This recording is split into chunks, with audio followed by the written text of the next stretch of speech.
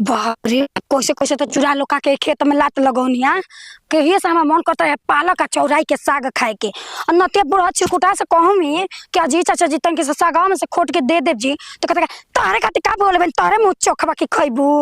नाती के बेटा आज मोए का बार दे छोड़ब ना खा बाकी साग खा के रहब साला साग बात खातिर हमार लार चुजई वो तक मन हो जाता है। हाँ आज यही से बैगन उगन कुल तुर के कुल इकट्ठा कर दिले बानी अब खाली सगवे दोनों बचल बा जाता नहीं ओहू में से मैं कबार ले ओहू में से कबार ले दोनों हमार दो बेरा का सब्जी एक बेरा बनाई दो बेरा खाई साग पियाजो गुटाइल बा किनारे उखाड़े लायक काम तो चल ही न जाए जूठो के साला कीने के पड़ता है 20-25 रुपये इहो मिलता है। चला पहले एक के बाद में थी सागा खोटे में ढेर टाइम लगना नतिया जी न साला मता खेत न घोरत हमार जान चल गई अभी ले खाना ना हाई बेरा हो गए 4 हो गए करब सारजा तार से बतियावल ना बतियाल मुआ दा जमीनी पर लेकर राज करी है तू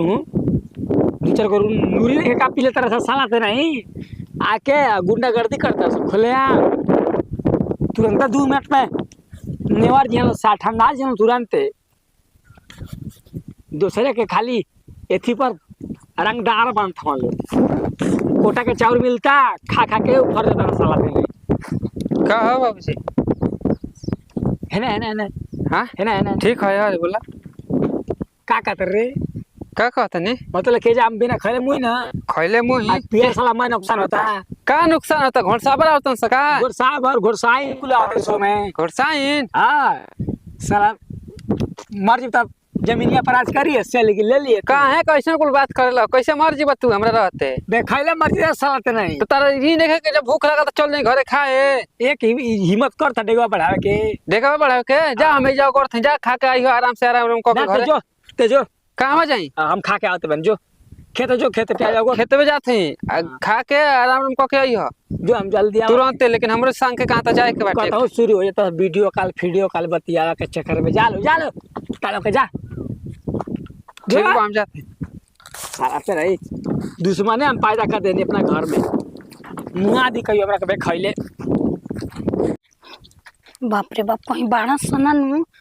तो देखी बुढ़त लगी फिर हाला करे तो झूठो ईटा उटा चलावे के पड़ी हमारा। हाँ हम दिमाग ना के खराब करता शांति से मूड बना बन के साग भात पेट भर खाई तो खाई इस पहले कि यहाँ जब बुढ़ावा जल्दी से ले के आ काम अपन बने होने चल बाप रे बाप कितना फोड़ल बाहू दादा नौमी के कोई से खुटल जाला होने के पता होने अपन काम चलावला से मतलब बा कितना लदल बाबू दादा बताओ नतिया ना तुर के अपना घर आवे ले जाता ना हमारा मंगवी तो हमारो के कहते कि तारे खातिर बदल बनी का के तू खैबू साग बड़ा चोख मूल ले बाड़ू नती हे तनी कैसे दे हम माई कहत रहे सीधा अंगुरी से घी ना निकले तो अंगुरी पूरा टेढ़ कर दो कि साफा निकल जाई। अरे बाप रे बाप ला हाँ तुम कटवा दे जानते बाबा जी पैसा दे दे पैसा फ्री में हम ना ले जाए ना कोई के पैसा दे दे मंगनी में ना ले जाए ना दे दा पैसा को रुपया 200 हाय 200 का साग तू ही रखल बड़ा खाकर अरे मां बाबू रे पले हम आके तोर तबर मार खोटा तलू फेंक तलू हां ए पर मार और दे त कहबू के मारत न के कले पूछ कहलू ह देखा बा एक मुट्ठी साग ना खोटले नहीं बुझाता के तार दादा का करे जे फाटी गई एक मुट्ठी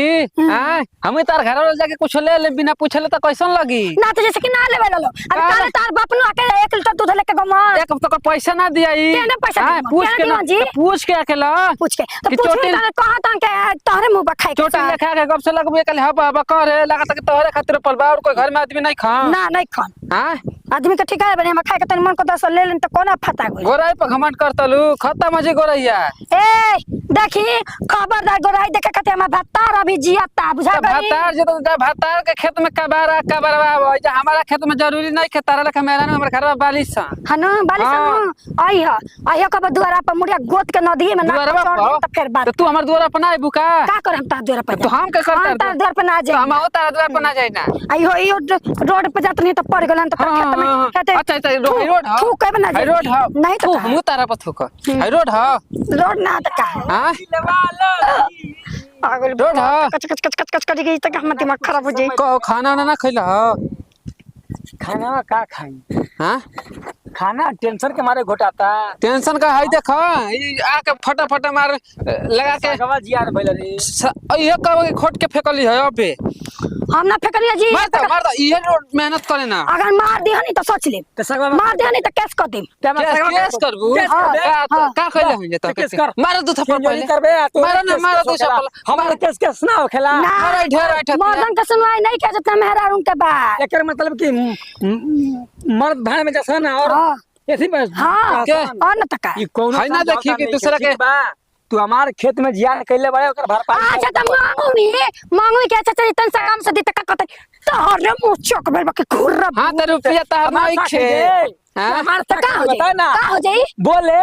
बोल हां खाई रे खाई तोरे में से ले के दांत काटे लग जाई तो तोरे लग जाई तात काट हां तन के खानदानी परंपरा चल खानदानी पर निकल दिखा निकाल के दिखाओ ना। आई निकाल के दिखाओ ना ये कमजोर का समझ ले भाई निकाल निकाल हम दोपहरिया में चलल बालू हाउ का उठावले बाड़ू ओ में ढुकाला सगिया खावल हम के ना आई जा हां तो उठा उठा दे बाबू तू उठा दे पहले कमरा जाई उठा ढेर करे भइल बा एगो सामान उठावत ताली करे भदरी पर तेरा हाथ है जा मन के साग ज्यादा जब इतना हो गल तो तन खोटी ले ए देख भगल के नहीं जाते हां कौन ची ना घुसल मुआ में लठिया कौन ची ना घुसल तार बोले के तोरो ऐसो गियो कौन ची सगियो खोटते मारते बे तू ना मर दवा का हो आ सुनो करा त रे भाई जाट निकल ए सुनो ज्यादा चोरी करू तो करू आराम से निकल जा कुल खांचो मत रुपया दे दलो ना के नौ भइला लेबो ना कइन दे दलो काहे के देते एक मुट्ठी काहे गाली दे दिन हो गइल बड़े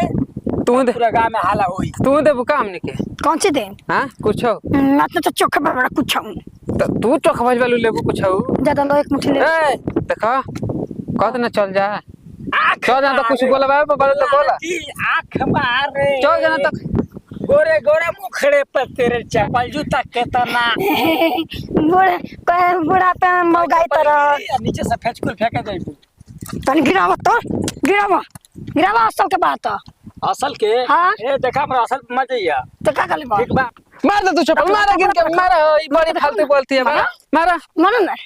चल जी बाबा के भाव ए पियजिया मुझे अपने से खाचा था कहबा कि दूसरा कोई खाता हलस हां दिन भर ये कुल पे करत रखला है पे रखता लो ई लठी अब बोल का कातर ले घर पर इज्जत तू के कहत नहीं जन गलो ए देखा हां ए तू जो बारी हां सुना देखा तो से एनर्जी हम जान के करे के त मन मन तो रह गल दाल भात कहत नहीं साग भात चटनी खाए के जस नते तन के भगवान इंसाफ करी आजा तो खा ले। मैं किरा जाई खइबा से तन के नु सुन रे ना खा जो तो शराब दिल में साग दे अच्छा जा ले साग दे साला के साग ले ले जा ले जा ले जाई हाँ, जा ले जा। शाम के खट के ले शाम बनू के पूरा दोनों में से नहीं अपना खेत में सब लगा दोनों में से इको इहो ठीक बा, खाइला चलो, तो इनको दू को लइका हो यहां उल्टा सीधा जन बोलनी ओ कहते माच कर दे आज जो समय पर खुश बड़े पहुंचा दे एकदम समय से पहुंच जाई जा जा पहुंचाई बा पहुंचाए थोड़े भी हां अंदर का करब सगवा ले जाई गाँव गाँव मुही बेचब साग लेला आगे जाके घर कुर्ता उर्ता फाड़ ले साग अंदर से पीट दिल से हमरा के तुरंत अगर काम फंसा दे अरे तू गजब दिमाग लगा चल चल नाती सोचला कि ये पहलवान बा निमन निमन लोगन के अरे ने कहां घुमत है कहीं ना है अरे कोई रहे चिरकुट बाबा के खेता में बोली का चुरबा खत्म कर लिया साग चुरावे आ तू चोरावल ना छोड़ तू बचपन में तो पेंसिल चोरा चोरा खात रही तन की बड़ भली तो कुल कोना कोना कुल दही मठा खात रही अब तू साग चोरावतली तो का करी जी कितना दिन ले कहते हैं रह से क्या जी तनी पालक के चोराई के साग ले ले आई तो कुल तो समझ में ना आवेला तो पाला के चोरा के साग ले ले तो माने पैसा से ना कि नहीं या देख लिया तो आती को का कर क्या हाल देख देखलो हंसा झगड़ो कइला